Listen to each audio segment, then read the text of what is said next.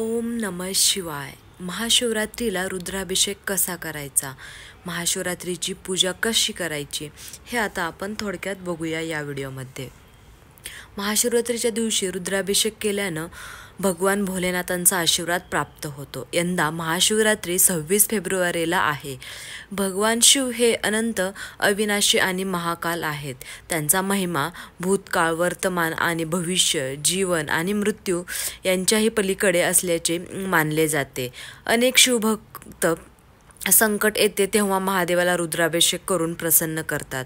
शिवशंकरांच्या कृपेने भक्तांच्या अडचणी दूर होतात। रुद्राभिषेक हा शिवाचा आशीर्वाद मिळवण्याचा सर्वात चांगला मार्ग मानला जातो। रुद्राभिषेक म्हणजे काय? रुद्राभिषेक म्हणजे भगवान शिवांचा अभिषेक, म्हणजेच रुद्राचे स्नान। रुद्र म्हणजे भगवान शिव असे म्हणतात। रुद्र आणि अभिषेक यांच्या मिलनातून केला जातो। भगवान शंकरांच्या रुद्राभिषेक पाणी, दूध, उसाचा रस इत्यादींनी केला जातो। वेगवेगळ्या पदार्थांनी केलेल्या रुद्राभिषेकही वेगवेगळा परिणाम देतो असे म्हणले जाते। रुद्राभिषेक कधी करता येईल? महाशिवरात्रीला, मासिक शिवरात्रीला, श्रावणी महिन्यात शिववास असताना सोमवारी रुद्राभिषेक करू शकता। शिवरात्रीच्या दिवशी रुद्राभिषेक करणे खूप शुभ मानलं जातं, अत्यंत फलदायी सुद्धा ठरतं। परंतु इतर दिवशी, त्या दिवशी शिववास आहे की नाही हे पाहिलं जातं।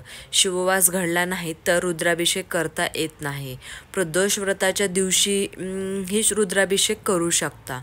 रुद्राभिषेक केल्यानं काय फायदे होतात हे आपण आता बघूयात।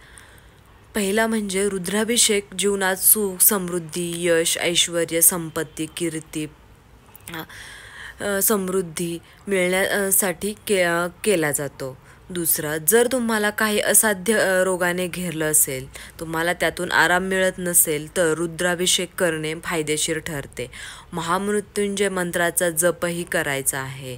तुमच्या जीवनात संकटे आले असेल तर फाशीची भीती असेल, शत्रूंची भीती असेल, अकाली मृत्यूची भीती असेल तर ते टाळण्यासाठी रुद्राभिषेक केला जातो।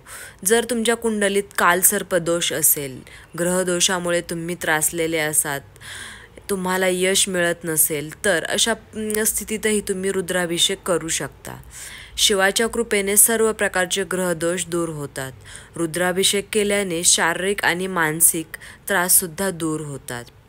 आता बघूया आपण रुद्राभिषेकाचे प्रकार किती आहेत। ज्या उद्देशासाठी रुद्राभिषेक करायचा आहे त्यासाठी रुद्राभिषेक एक विशेष पदार्थाने केला जातो। त्या आधारावर रुद्राभिषेकाचे अनेक प्रकार होऊ शकतात।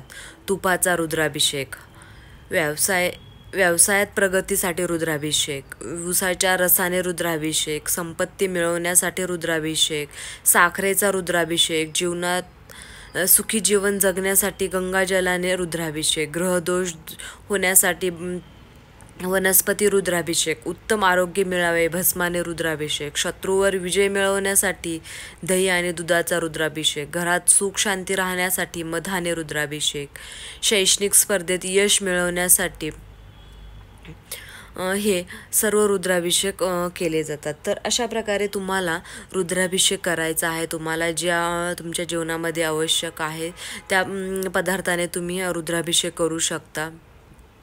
महाशिवरात्रीला रुद्राभिषेक केल्याने त्याचे खूप मोठं पुण्य प्राप्त होतं। तुम्ही पण अशा प्रकारे रुद्राभिषेक करा। व्हिडिओ जर तुम्हाला हा आवडला असेल तर लाईक करा आणि चॅनलला सबस्क्राईब करायला विसरू नका।